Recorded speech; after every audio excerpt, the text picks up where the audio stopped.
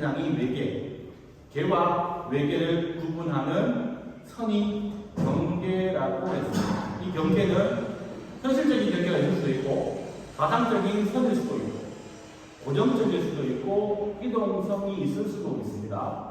이러한 계를 또 여러 가지로 분류할 수 있는데 하나는 폐쇄계입니다. 폐쇄계. 외계와 질량을 교환하지 않는 것을 폐쇄계라고 하는데 개방계가 있죠. 이렇게 비교해봅시다.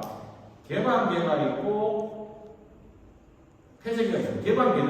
개방계는 자, 이게 계고 외계입니다. 경계를 통해서 물질이 이동할 수 있고 열도 이동할 수 있으면 얘는 뭐다? 개방계고 폐쇄계, 닫힌 계. 폐쇄계는 뭐 흐름이 없다는 거죠. 물질은 이동할 수 없고 열은 이동할 수 있는 게 무슨 계? 폐쇄계고 물질도 이동할 수 없고 열도 이동할 수 없으면 걔를 뭐라고 한다고? 고립계. 지난번에 한번 했는데 isolated system, 고립계라고 이야기를 합니다. 그래서 우리는 아마 개방계를 다루면서 물질의 질량도 이동하고 열과 일도 교환될 수 있는 이 개방계를 주로 많이 다루게 될 것 같습니다.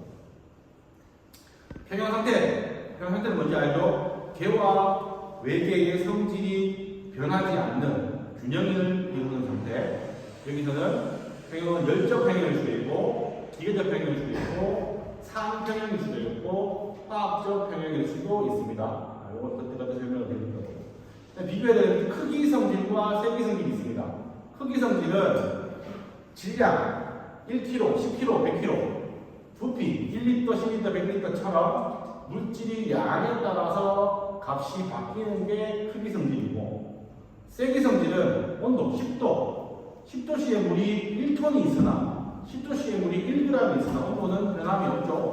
온도나 밀도처럼 물질의 양에 관계없이 똑같은 성질의 값을 우리가 세기 성질이라고 합니다. 그래서 세기 성질 비교하시고요.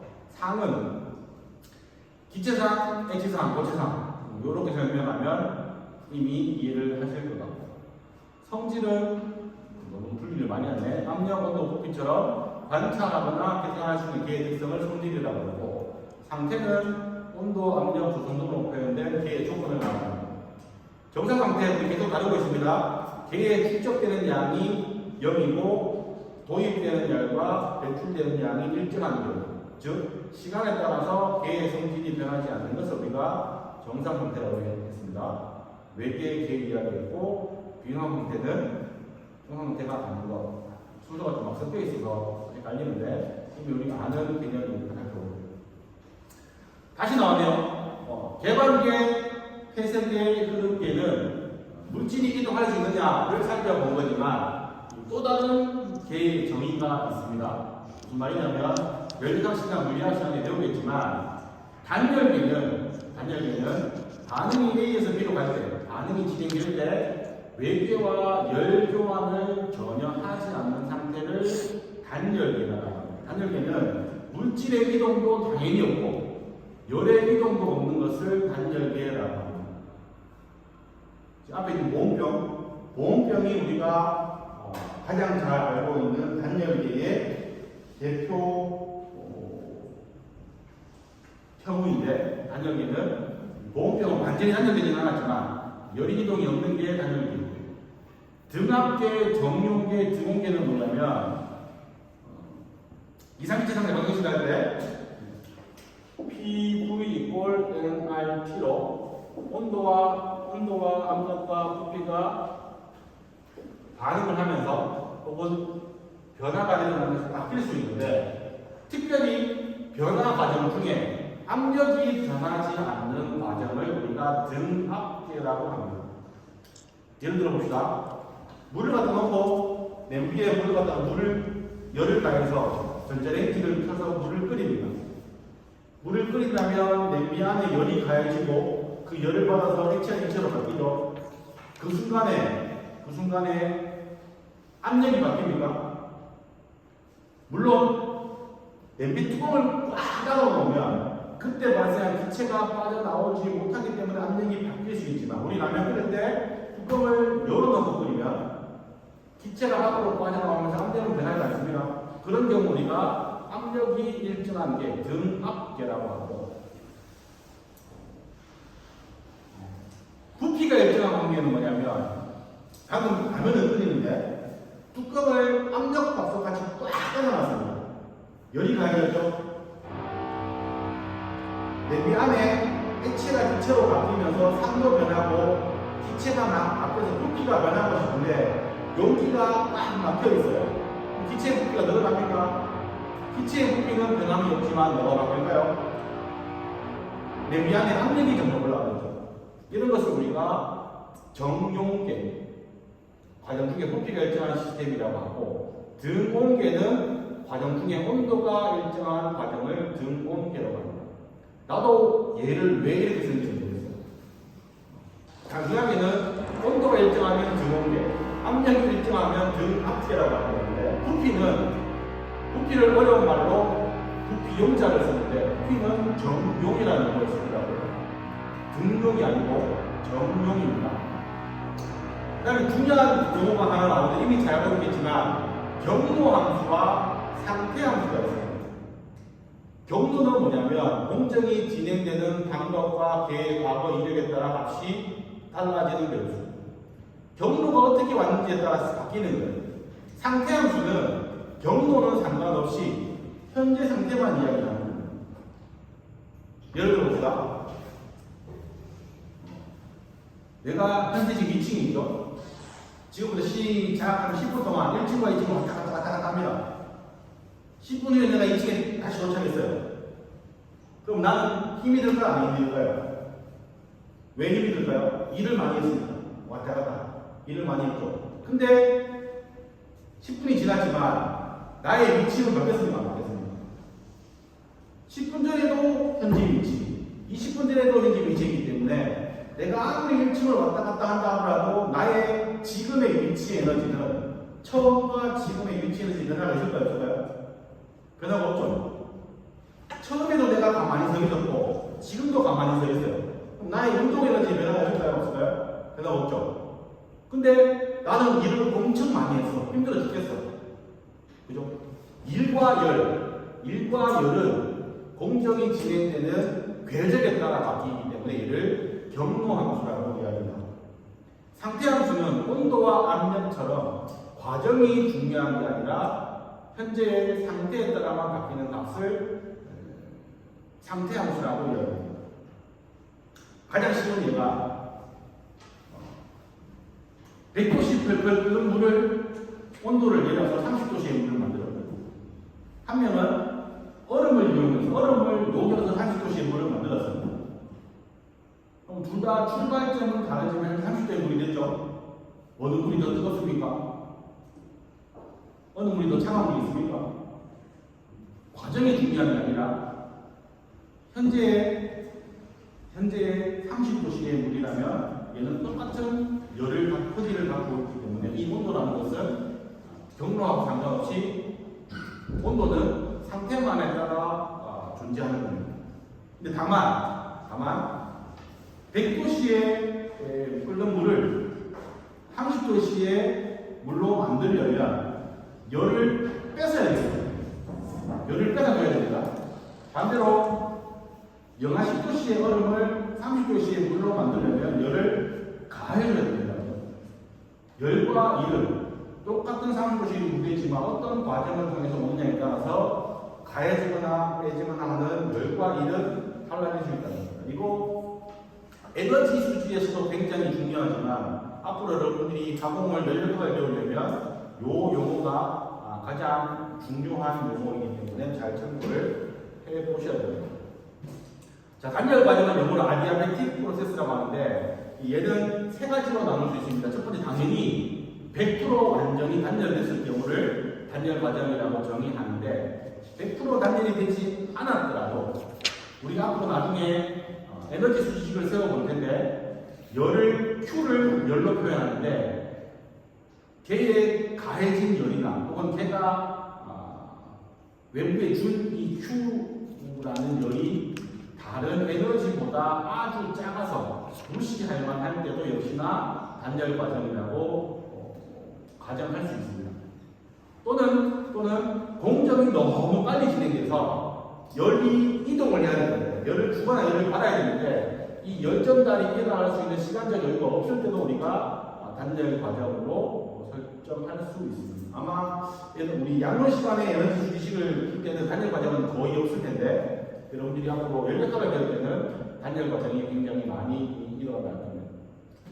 여기 봅시다. 온도와 압력은 부피가 일정한 상태에서 온도를 높이면 압력이 높아지고 압력을 줄이면 온도가 줄어드는 비례관계 1번에서 2번으로 이동을 하는데 이렇게 바로 이동하느냐 궤적을 이렇게 이동하느냐 따라서 1번과 2번의 상태가 바뀌었기 때문에 이 과정 중에 온도와 압력은 과정에 상관없이 2번까지 왔으면 변하지 없는 이 온도와 이 압력이 되었으면 어떤 과정으로든 A로 오나 B로 오나 같은 온도와 같은 압력 L을 나타내지만 A로 올 때랑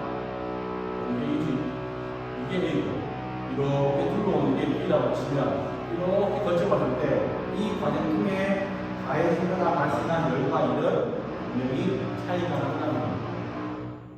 자, 에너지 단위 가장 쉬운 단위는 줄입니다. 줄의 단위는 어디서 나왔습니까? 기억납니까? 또 단위가 막 나오죠.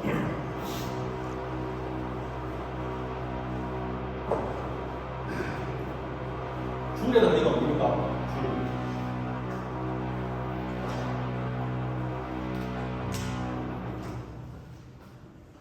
뭐라고 이야기했지? 1줄이 뭡니까? 에너지는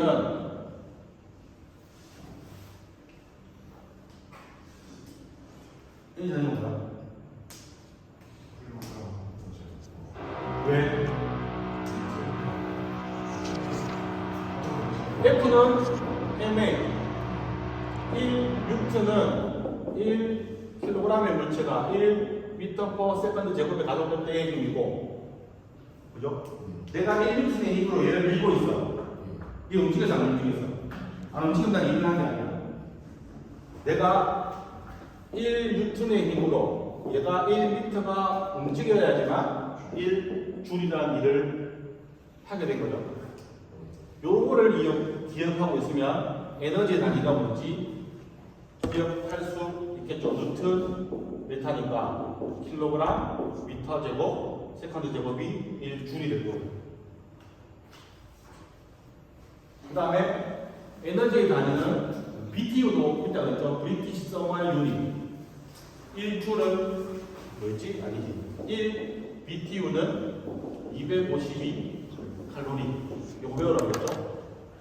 칼로리는 뭐냐? 1칼로리는 4.2줄이죠.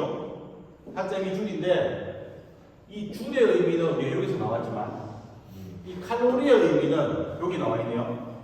실제 칼로리의 단위는 물 1cc 1ml를 1도씩 올리는데 필요한 에너지가 1칼로리입니다.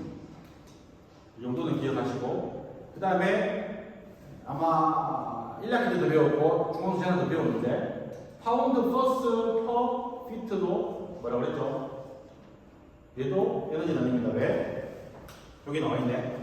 1줄이 에너지인데 1뉴턴 1m도 에너지 단위입니다. 이건 뭐죠? 힘의 단위하고 힘하고 이동 거리를 곱하면 힘하고 거리를 곱하면 에너지의 단위가 되는데 이 힘이 9.8뉴턴이 우리가 1kg 폴스로 정의했다고 앞에 했던 거 기억나죠? 1kg 폴스랑 비슷한 게 뭐냐면 1파운드 폴스죠. 1파운드 폴스의 힘에다가 피트를 곱하면 얘가 뭐가 된다? 에너지의 단위가 줄하고 같은 차원의 에너지 단위가 설명을 드렸죠. 그래서 파운드 폴스 피트도 에너지의 단위입니다. 그래서 각각의 상황이 나왔는데 나머지 이건 다 알 테니까 여기 나와 있는 정도만 나와 있으면 충분히 단위화산은 어렵지 않습니다. 제일 밑에 요거는 뭐냐면 이 2000칼로리라고 나와 있는데 여기서 말하는 우리나라랑 좀 달라요. 아무도 없네. 토레타지.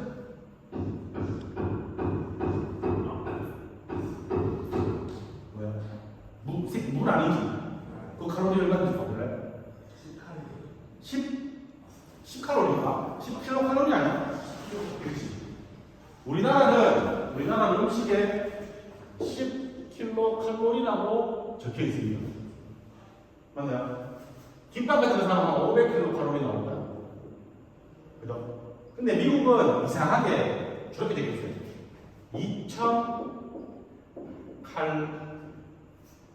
2000칼로리라고 적혀 있는데 대문자로 C를 쓰면 얘가 결국은 의미가 뭐냐면 킬로칼로리의 의미입니다. 우리도 하루에 2000칼로리 정도 섭취하겠죠? 그죠? 김밥이나 삼겹살도 500, 600인데 우리 하루 3끼 먹으니까 그럼 우리가 2000킬로칼로리를 하루에 섭취한다고 가정하고 개의 에너지가 어느 정도 될지 한번 계산해야 돼요. 하루에 2000킬로칼로리를 하루에 섭취하면 1킬로칼로리가 1000칼로리가 되고 1칼로리는 4.2줄이에요. 얘를 시간으로 바꿔볼게요. 하루는 24시간이고 얘를 계산하면 약 35만 줄 per hour 시간당 35만 줄의 에너지를 우리가 먹고 있다는 거예요. 칼로리가 엄청나게 큰 에너지 양으로 바뀔 수 있다는 것을 한번 그냥 보여주는 거예요. 어쨌든 에너지의 단위가 칼로리, 킬로칼로리, 줄, 그 다음 BTU 이 정도는 환산할 수 있어야 됩니다. 시간이 많지 않기 때문에 몇 가지만 살펴봅시다. 오늘부터 우리 뭐 할 거냐면 앞으로 에너지 수지식에 포함되는 여러 가지 에너지 항을 하나씩 살펴볼 겁니다. 뭐인지 보고 다시 돌아오세요. 첫 번째 열. 들어봤죠? 열. 두 번째는 일. 들어봤죠? 세 번째는 쉽습니다. 운동 에너지, 또 에너지입니다. 네 번째가 위치 에너지도 이미 들어봤습니다. 많이 쉬운데 그 다음부터 좀 어려워집니다. 연력학 시간에, 물리학 시간에 내부 에너지라고 들어봤죠? 내부 에너지로부터 우리가 뭐 나오냐면 엔탈피도 나오고 식이 조금 복잡해져서 그 다음 상변화가 될 때 생기는 열도 나오고 이런 열 용량도 나오고 이런 것들을 우리가 다 정리를 해야지만 그 다음에 드디어 연력학 1법칙 에너지 보존의 목표로부터 에너지 수비를 세울 수 있습니다. 그래서 오늘 다는 못하겠고 열하고 일하고 두 가지만 한번 살펴보겠습니다. 자, 열 너무 잘 아는 건데 얘를 학문적으로 한번 살펴봅시다. 열을 Q라고 hit인데 Q라고 있습니다. 정해진 시간 동안 개에서 열이 빠져나갔거나 열은 들어올 수 있습니다. 그렇나요? 그렇지만 요거부터 할까요? 그 다음에 열은 한 가지 이상 전달될 수 있습니다. 복사, 배유 이걸 이야기하는 거니까 여러 가지 형태로 전달될 수 있는 거고. 그 다음에 Q는 열을 단순히 전달된 열로 표현할 수 있지만 시간당 열 전달량이라고 표현할 때는 Q-이라고 하고 단위 질량당 열 전달량을 할 때는 Q-바라고 표현하기도 합니다. 자, 좀 더 정확하게 열은 개와 외계 사이의 온도 차로 인해서 개의 경계를 통과하는 에너지를 열이라고 합니다. 자, 개의 온도가 25도, 외계의 온도가 25도. 온도가 같으면 서로 간에 열의 이동이 있습니까? 얘를 우리가 열적 평형이라고 합니다. 물론 이동이 있을 수도 있습니다. 가는 열과 오는 열이 똑같기 때문에 열적 평행이고 열의 이동이 벡터가 없는 거지만 두 물체 간에 혹은 개와 외계 사이에 온도 차이가 있으면 온도 차이에 의해서 열이 전달이 되는 겁니다요. 주로 열은 어디서 어디로? 고온에서 저온으로 열이 전달되겠죠. 그러면 개가 온도가 높다면 개에서부터 외계로 열이 빠져나갈 겁니다. 개 온도가 낮다면 외계에서 개로 열이 들어오겠죠. 어떻게 정의할 거냐면 우리는 개에 관심이 많기 때문에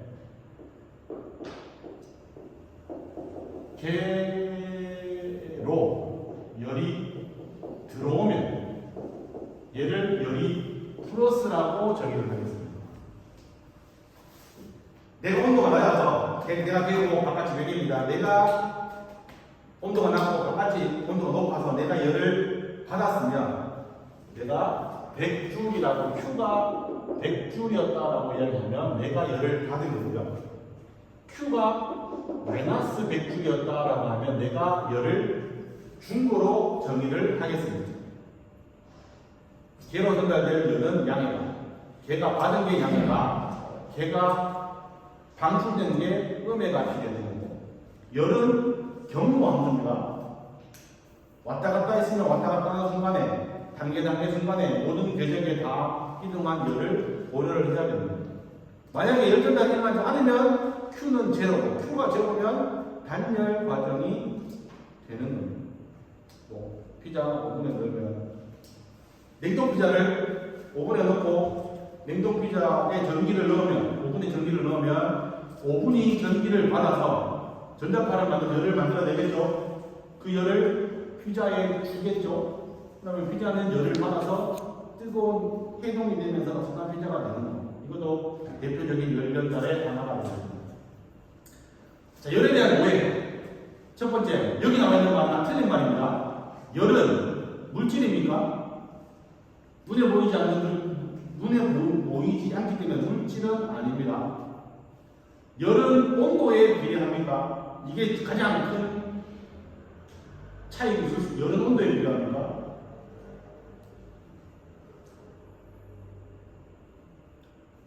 자, 어렵죠? 개가 온도가 80도고 외계의 온도가 85도입니다.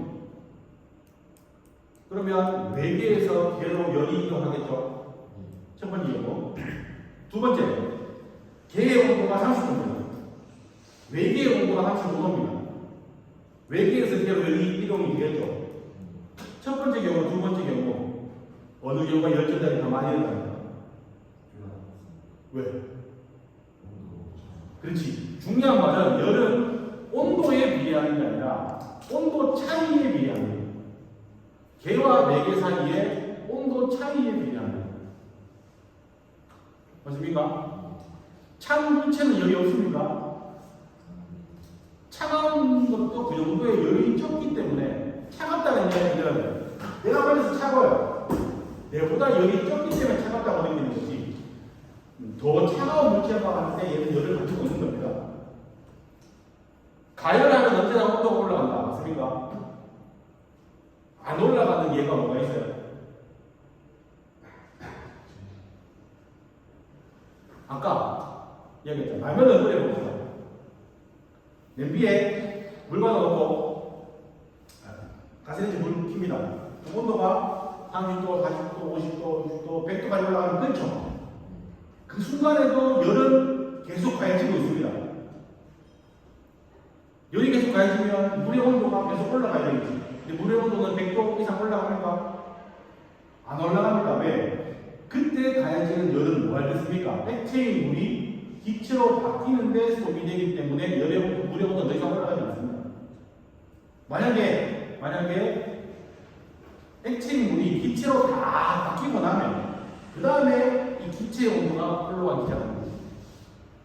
열을 준다고 항상 온도만 올라가는 건 아닙니다. 상이 바뀔 때 열이 필요하거나 열이 방출될 수 있습니다. 요거를 잘 기억해야 됩니다. 요게 아마 앞으로 여러분들이 에너지 수집에 올 때 계속 자주 나옵니다.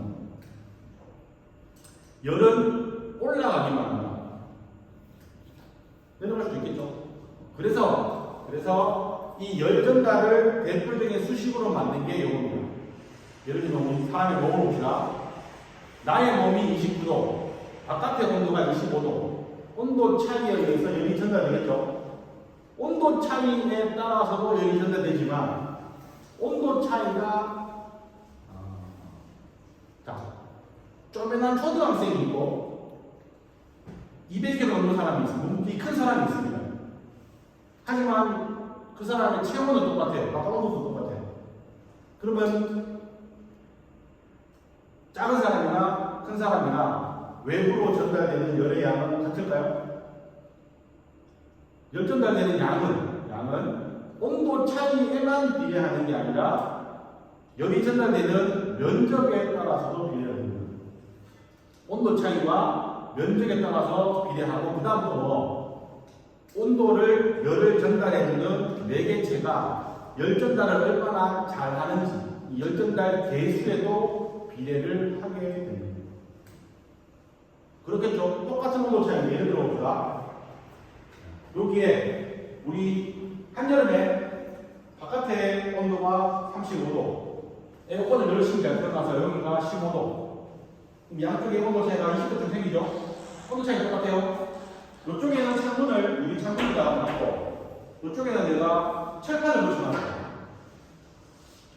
철판을 붙여놓으면 유리 바깥의 유리창 밖의 온도랑 유리창 안의 온도를 측정하는 거하고 철판의 밖의 온도랑 안의 온도를 측정하면 똑같을까요? 외부 환경의 온도는 똑같지만 유리하고 철판이 열을 전달시키는 정도가 다르겠죠. 걔를 뭐라고 하냐면 열 전달 개수라고 물질만의 특성이죠. 얘를 열 전달 개수라고 이야기합니다. 그러면 실제로 요 예를 들어 봅시다. 온도 차이가 29도, 25도.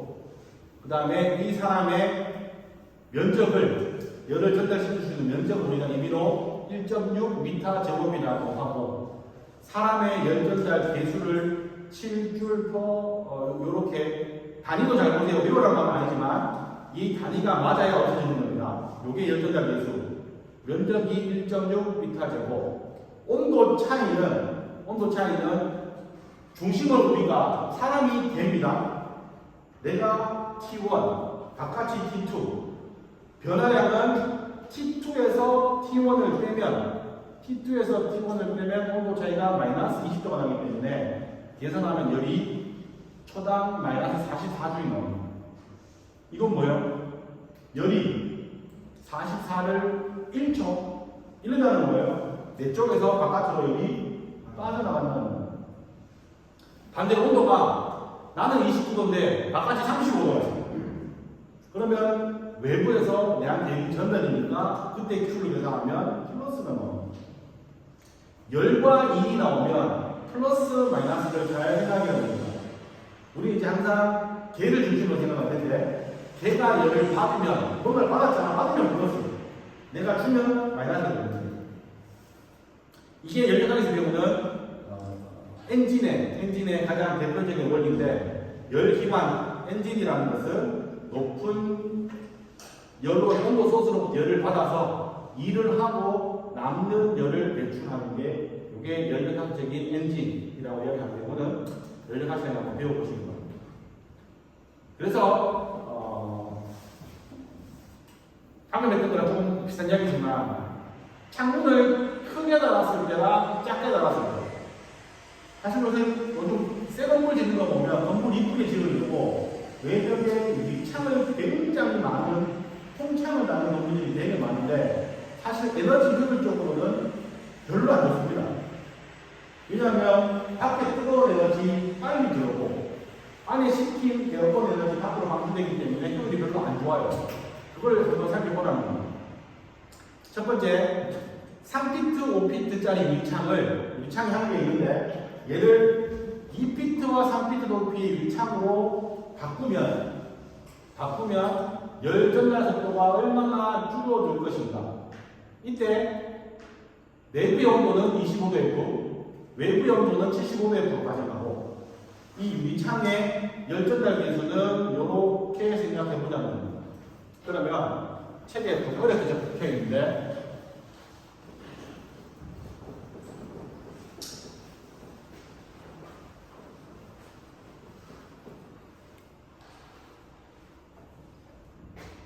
오늘 뭐렇게 되냐면 열전달되는 양은 유스타 열전달 개수에다가 면적에다가 델타 t를 곱하면 된다고 했습니다.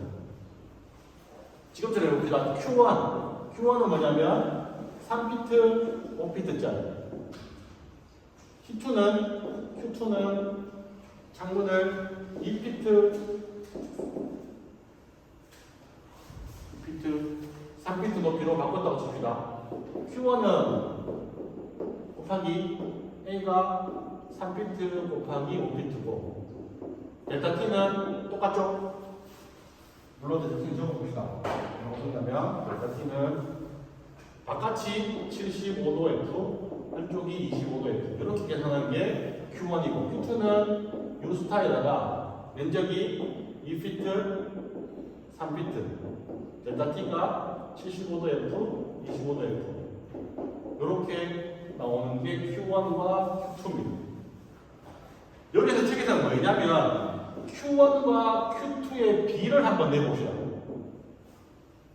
Q1은 U스타의 3피트, 5피트의 델타 t 똑같고 분자도 U스타의 2피트, 3피트 델타 t 똑같으니까 얘 없어지고 얘 없어지니까 결국 3, 5, 15 15피트 제곱분의 6피트 제곱 반이 없어져서 15분의 6이 얼마죠?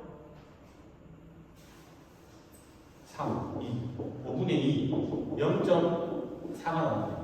의미가 뭐냐면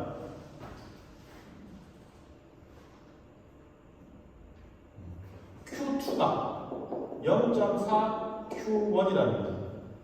창문을 큰 창문에서 작은 창문으로 바꾸면 Q1에 발산되는 열보다 40%만 발산이 되겠죠.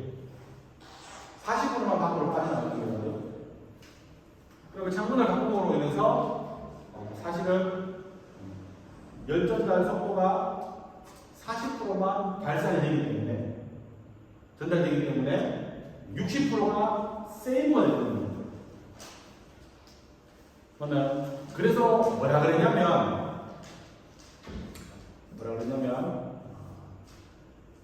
에너지 비용이 10의 6승 BTU의 에너지를 쓰면 9.5불이 세이브가 된대요. 미안합니다. 전기세가 난방비가 10의 6승 BTU라는 에너지를 쓰면 9.5불을 내야 되는데 만약에 창문의 크기를 3 곱하기 5, 15피트 제곱에서 2 곱하기 3, 6피트 제곱으로 줄이게 되면 절약되는 비용이 얼마인지를 물어봅니다. 맞나요? 절약되는 비용은 요게 뭐냐면 여기를 나도 해봐야 되는데 여기에서 0.4는 창문이 클 때보다 창문이 작을 때 전달되는 속도가 40%가 줄었어요. 미안합니다. Q1일 때 100이라는 에너지가 밖으로 전달되면 Q2는 40만 전달이 됩니다. 그죠? 그러면 창문을 바꾸면서 세이브되는 에너지는 얼마예요?